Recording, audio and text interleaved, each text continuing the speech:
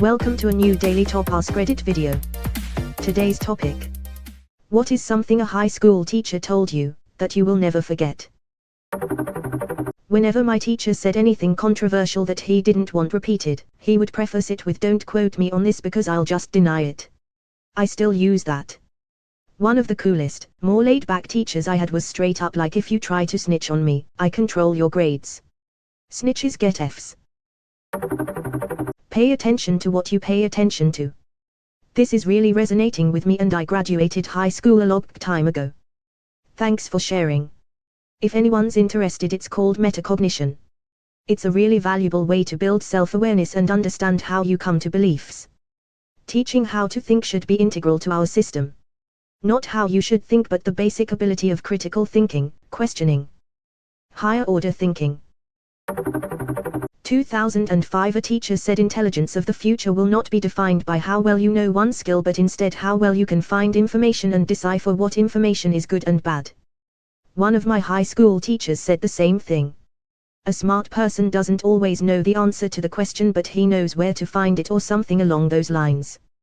That's honestly true about a lot of fields. Take physics for example. Ask a physics question and even the most intelligent physicist likely won't know the answer immediately, but they'll know exactly what books to consult and what formulas to use to find the answer. Class camp. We're out walking a trail to the next campsite, carrying our lives in our packs. I was not in great physical shape and was well back in the rear. So it's basically just me and one teacher to make sure no one fell too far back. We came to a part where a branch had fallen across the trail. Big enough to be an effort to move it, but not so large that it couldn't have been moved by any of the 30+ other students and teachers that had already walked around it. Without even thinking about it, I grabbed the branch and tossed it to the side of the path. The teacher said to me, 30 boys walked past that branch. It took one man to move it, and he made life easier for every person after him. It became a personal motto, of sorts: make it easier for the people who come after you. Although when you do a good job, the person who comes after you is usually also you. I don't know why, but this anecdote gave my shivers. What a great story. I can only imagine how young you felt after hearing this praise. I had an English teacher my freshman year of high school who was one of the rare adults that treated all of his students with respect while at the same time challenging us to do better. I distinctly remember him telling our class, "You are not as mature as you think you are, but you are more mature than your parents give you credit for." He also told us about an agreement/rule he had with his own kids. He understood how hard it was for kids to do the right thing in the face of peer pressure. So he had told his kids that if they were ever in a situation, underage drinking, drugs, whatever, where they knew they shouldn't be, they could call, and using an previously agreed upon code word that was banal and unsuspicious, he would know he needed to go get them and be the bad guy. He would show up, Uncle Buck style, and get them out of wherever they were. This would allow them to save face with their friends, and there would be no consequences for being the situation in the first place. He also told us about an agreement/rule he had with his own kids. He understood how hard it was for kids to do the right thing in the face of peer pressure. My parents had two parts to this. The first was that my dad was always willing to be the bad guy. We could always blame him for not being able to do something we didn't want to do. The second was that no matter what, if we ever felt uncomfortable, we could call them at any point of the night and ask to be taken home. There would be no punishment, even if it was a situation where we'd done something like sneaking out to go to a party we actually were told not to go to. As they said, roughly, we'd rather be silently disappointed in you and really tired on a workday, than have to attend your funeral. My parents always said we'd much rather get a call from you in the middle of the night than from the hospital. Sounds like a true gem of a teacher. Came here to also recall an English teacher that was really just one of us with much more experience and knowledge. There were so many great things he taught us, but one that sticks out at the moment was, "Don't believe anything you hear and only half of what you read." Reminds me of a movie quote from Denzel Washington. "Those who watch the news are misinformed, those who do not are uninformed." That our town was a shithole and the best advice he could give us was to move out and live elsewhere. Decades later, he was correct. My grandfather told me the college in this town is excellent, unless you grew up here. If you're ever living in poverty, a block of cheese and a loaf of bread can feed you for days. She sure had high expectations for her students. I had a teacher say a similar thing, though he said it under the assumption we'd be poor students in university. Never forget, in a pinch, ketchup and hot water is tomato soup. Beans and rice gang. Our high school chemistry teacher said, remember, a warm test tube or bus burner are no substitutes for a satisfying relationship.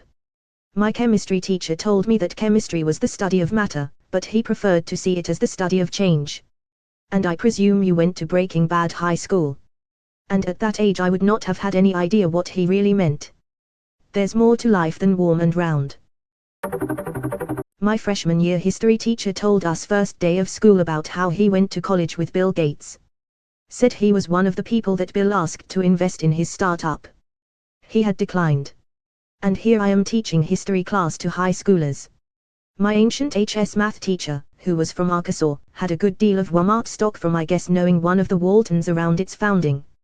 From what I heard, he's just been sitting on it this whole time. Well, if that's true, you can probably say with certainty he's teaching because he wants to and not because he needs to. Which hopefully should mean the quality of his teaching has gone up, since he doesn't need to worry about keeping the lights on at home. My high school baseball coach / sociology teacher always used to say those who are prepared create their own luck before exams. This is a true life lesson. Luck favors the prepared. Luck is what happens when preparation and calamity collide. Leave your verbal guns at the door. This was the HS football coach's first words teaching sex ed at my high school. He used the metaphor of the old American West, where cowboys would leave their guns at the door when they entered a saloon to drink so nobody would get killed in a drunken outburst. He said we'd talk about a lot of topics that might make us feel uncomfortable and tempted to make a joke at someone else's expense to break the tension. He asked us to leave our verbal guns at the door so everyone could feel comfortable asking honest questions. This was back in the late 80s. He was way ahead of his time. That's cool. Did it work? I'll go ahead and be the only teacher responding to this question.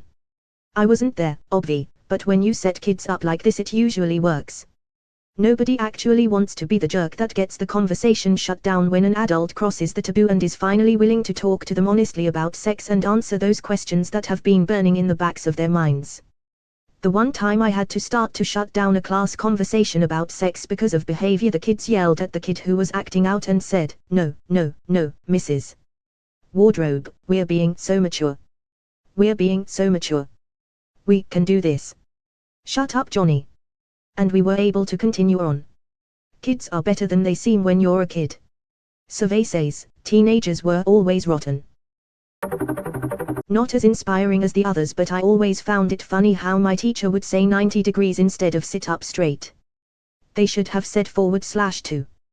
What a chump.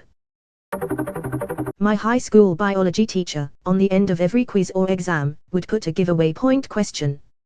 The question was always the same: science is A, exciting, B, interesting, C, a challenge, D, all of the above. No matter which you marked, you got the point. However, since this was on every exam, the saying was sandblasted into my long-term memory.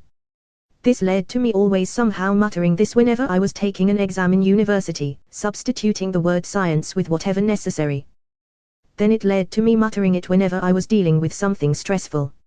Now it has become a fallback whenever I run into a life roadblock and everything is simply designated A, exciting, B, interesting, C, a challenge, D, all of the above. It's simple, but it helps keep me from being too negative. I am saving this comment because I want my kids to have this mentality too. Maybe I'll make a poster. My music teacher used to tell me that before you could break the rules, you had to understand them. Jazz in a nutshell. If you hit a wrong note, just hit it 3 times / some random guy on Reddit / That I wasn't stupid, just lazy. Changed my life. HS teacher reminded me that life is worth living to live if you found your happiness and purpose. My music teacher, when I spent a large length of time skipping school due to various reasons. She had phoned me after spending hours tracking a way to contact me because she was worried. I'm not phoning to tell you off, I'm phoning to make sure you're okay. You don't have to go to the classes you don't like, your exam is on wed, and I'm phoning to let you know, no matter what, I know that you'd still be practicing because you're a bright student, and I know you'll go far no matter what you choose to do. That is incredibly touching. What a great person. Sometimes you just need someone to believe in you until you can do it yourself. Reminds me of when one of my favorite teachers was retiring. I tracked him down and tried, with poor results, to tell him I'd miss him.